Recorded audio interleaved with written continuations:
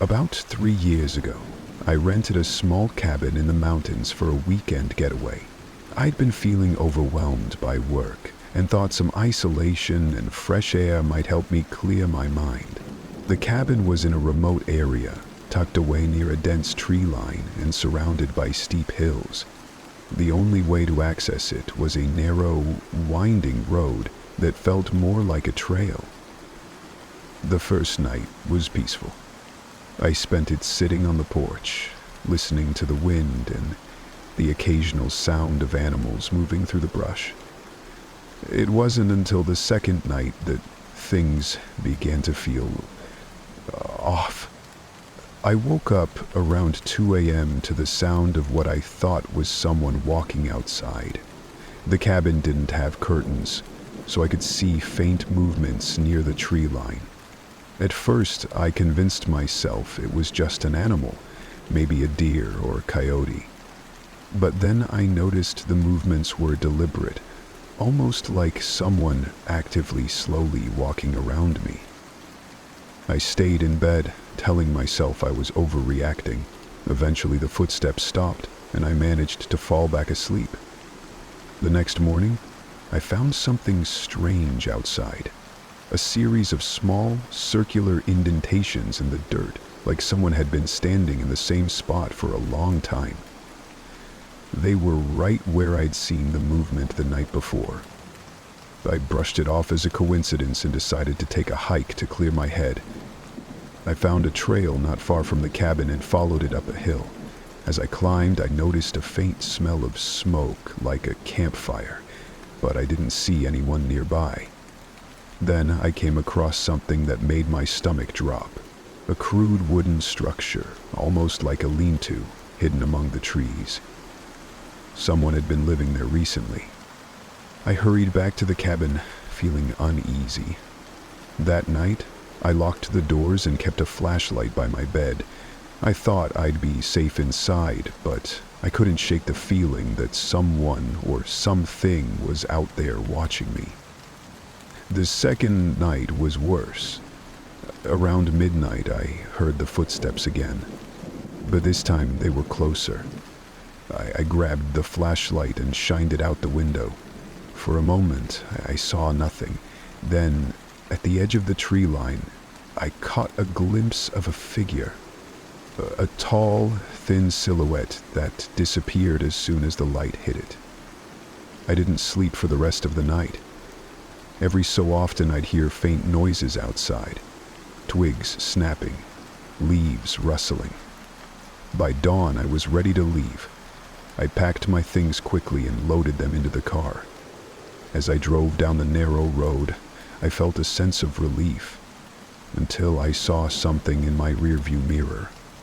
Standing in the middle of the road, just outside the cabin, was the same figure I'd seen the night before. It didn't move, just stood there, watching as I drove away. When I got home, I tried to put the experience behind me, but I couldn't stop thinking about it. A few weeks later, I decided to look up the area where the cabin was located. That's when I found an old news article about a man who'd gone missing in those mountains a decade earlier. He'd been living as a recluse, avoiding people and staying off the grid. Some hikers had reported seeing him over the years, but no one ever confirmed if he was still alive. I'm not sure if what I saw was that man or something else entirely. All I know is that I'll never go back to that cabin or any mountain retreat again.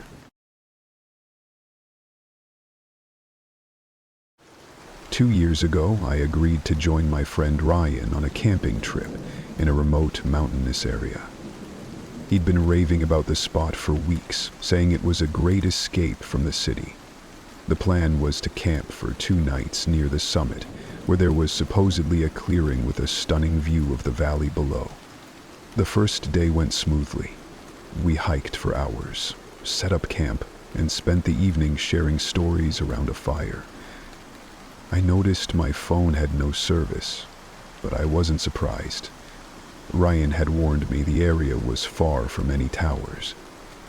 It wasn't until later that night, lying in the tent, that I noticed something strange.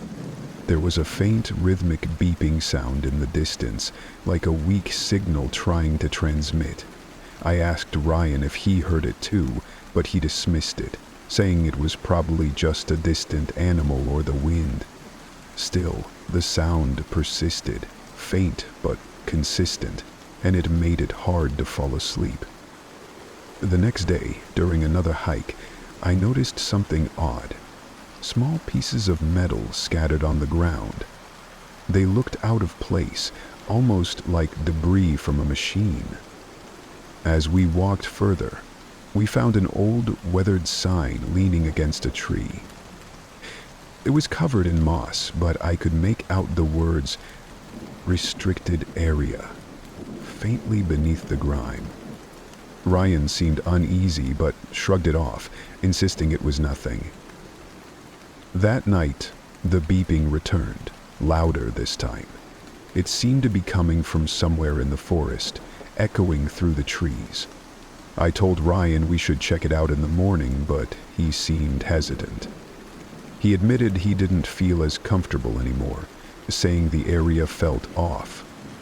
We decided to leave first thing in the morning, but as the night dragged on, the sound grew closer.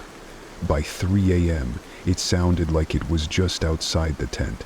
That's when I realized it wasn't random, it was deliberate, like someone was trying to lure us out. At first light, we packed up and started heading back down the trail. As we descended, I couldn't shake the feeling that we were being followed.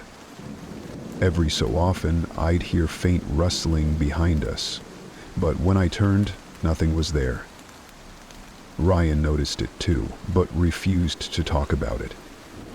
"Let's just keep moving," he said, his voice tense.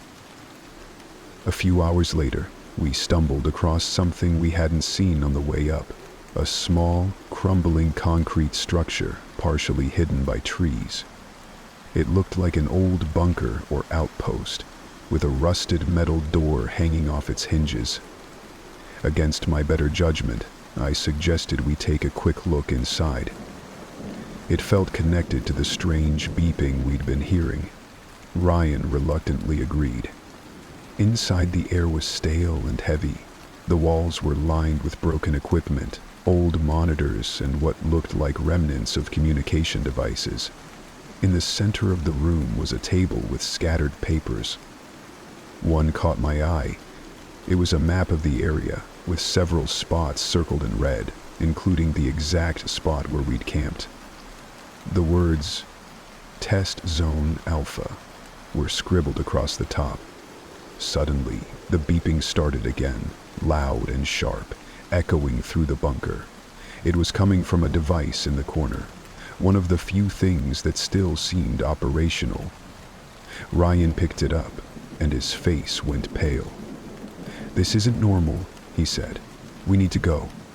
As we left, the beeping stopped, replaced by a low, guttural sound that seemed to come from the trees outside. We didn't wait to find out what it was. We ran, not stopping until we reached the car. As we sped away, I glanced back and saw a figure standing on the ridge above the trail. It wasn't moving, just watching us leave. I later tried to find information about the bunker or the area, but I came up empty. Ryan refused to talk about the trip, and we haven't gone camping together since. To this day, I still hear that faint beeping sound in my head sometimes, and I can't shake the feeling that whatever was out there is still waiting.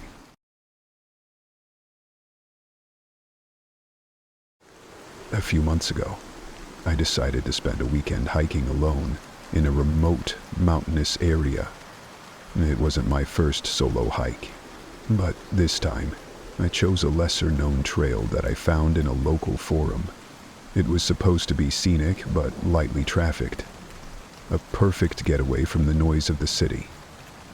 The hike started off normal. The trail was steep, but the solitude was refreshing.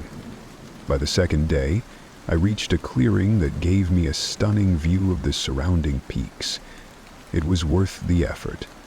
I set up camp there, planning to stay the night before heading back down the next morning. That evening, as I sat near my small campfire, I saw someone approaching from the trail below. It startled me because I hadn't seen another soul since I started the hike. The man was older, maybe in his 60s, wearing a heavy coat and carrying a small backpack. He waved and asked if he could sit for a bit to rest. I didn't see any reason to refuse. We exchanged small talk for a while. He told me he used to hike this trail often, but hadn't been here in years. Then, his tone shifted. "You're camping here tonight?" he asked. I nodded. He paused, staring into the fire, and then said, "You shouldn't stay here. There's a reason people stopped coming to this area." When I pressed him for details, he seemed reluctant to explain. All he said was, "There's something wrong with this place. If you hear anything strange tonight, don't investigate. Just leave in the morning and don't look back." With that, he stood, thanked me for the rest, and disappeared back down the trail. I was unsettled, but I figured he was just trying to scare me or had his own reasons for avoiding the area. I decided to stay, telling myself it was just a story. That night, I woke up to a strange noise. It wasn't an animal, at least not one I recognized. It sounded like heavy footsteps, but they were uneven, almost limping. They circled my campsite slowly, just beyond the light of the dying fire. I froze, trying not to make a sound. After a few minutes, the footsteps stopped, but I couldn't fall back asleep. The next morning, I packed up and started back down the trail, determined to get out of there as quickly as possible.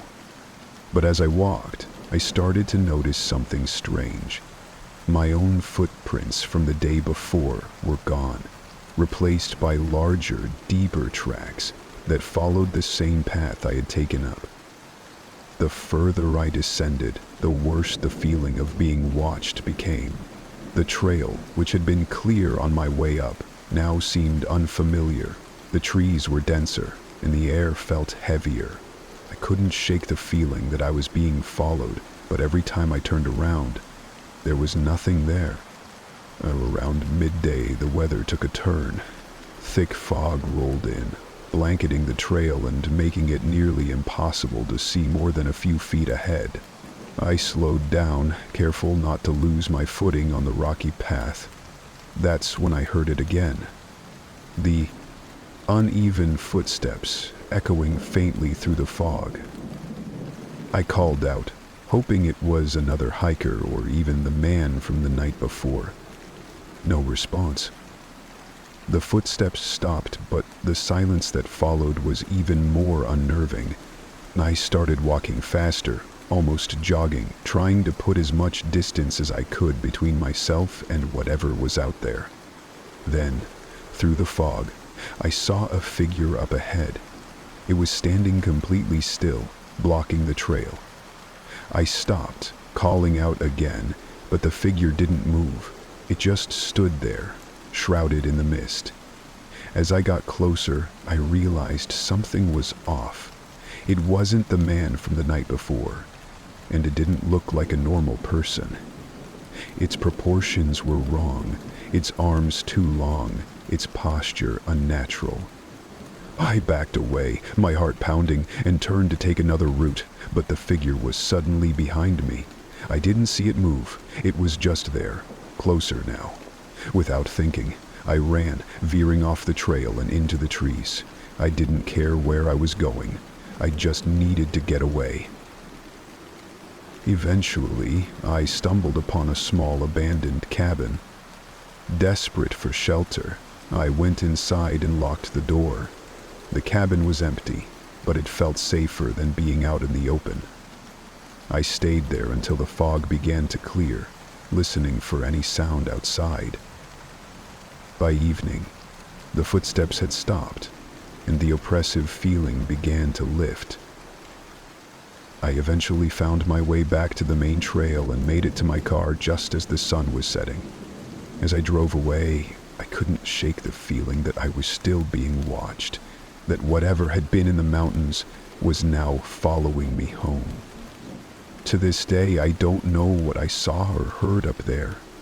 I've tried researching the area, but there's no record of anything unusual, no stories, no warnings. I haven't been back to the mountains since, and I don't think I ever will. Whatever was out there, it wasn't human, and it didn't want me to leave.